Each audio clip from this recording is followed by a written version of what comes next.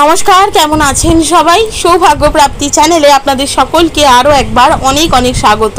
আজ আবারও এসেছি আপনাদের সকলের কাছে নতুন আরেকটি ভিডিও নিয়ে, যেখানে আমি আপনাদেরকে জানাবো আপনারা কি যখনই চোখ বন্ধ করছেন তখনই গণেশকে দেখছেন। এমন হচ্ছে যে হয়তো কাজ করছেন, ভালো লাগছে না, চোখটা বন্ধ করলেন, তখন গণেশকে দেখছেন, কিংবা ঘুমোতে যাচ্ছেন চোখ বন্ধ করছেন গণেশকে দেখছেন, কিংবা কোনো কারণে হয়তো অবসর সময় চোখ বন্ধ করে বসে আছেন তখনও গণেশকে দেখছেন। এটি কী ধরনের সংকেত সেটি এই ভিডিওর মাধ্যমে আপনাদের সকলের কাছে তুলে ধরব।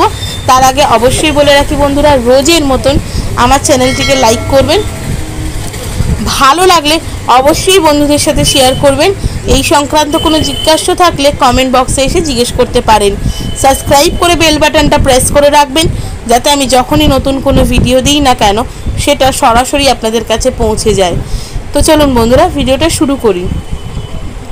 ঈশ্বর দর্শন করা অত্যন্ত শুভ, মনে মনে সর্বক্ষণ ঈশ্বরকে স্মরণ করাও কিন্তু অত্যন্ত শুভ। তারই মধ্যে যদি আপনারা বারংবার গণেশকে দেখেন, অনেক সময় অনেক ক্ষেত্রে হয় যে বহু মানুষ হয় এমন যে চোখ বন্ধ করছে, নানানবার নানান দেবতাকে দেখছেন, নানানবার হয়তো কোনো সময় কৃষ্ণকে দেখছেন, কোনো সময় নারায়ণকে দেখছেন, কোনো সময় কালী মাকে দেখছেন, কোনো সময় দুর্গা দেখছেন, কোনো সময় সরস্বতী দেখছেন, এরকম বহুবার হয়ে থাকে। তারই মধ্যে যদি বারংবার চোখ বন্ধ করলে গণেশ দেখেন, এর অর্থ হলো তিনি সর্বদা আপনার সাথে আছেন, আপনাকে দেখছেন এবং আপনাকে রক্ষা করছেন। আপনি যখন কোনো বিষয়ে মনোনিবেশ করছেন, সেই মনোনিবেশের সময়ও সে আপনার সাথে রয়েছে।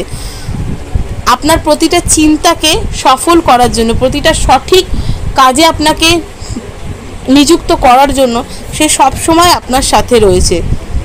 তাই জন্য আপনি যখনই চোখ বন্ধ করছেন তখনই কিন্তু গণেশকে দেখছেন।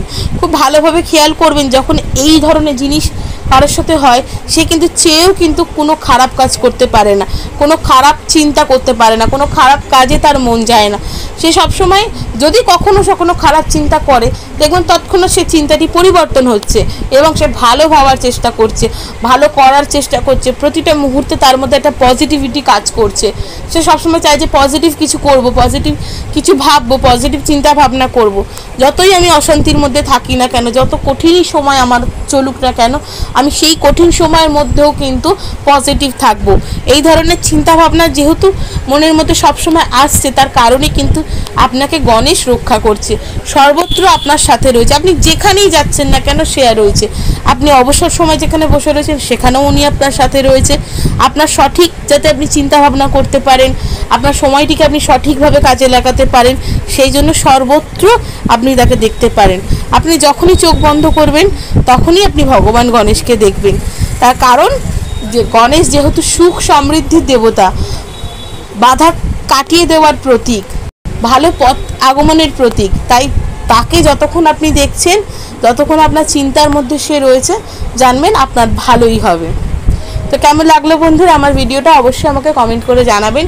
সুস্থ থাকবেন, ভালো থাকবেন, দেখা হবে নতুন আরেকটি ভিডিওতে।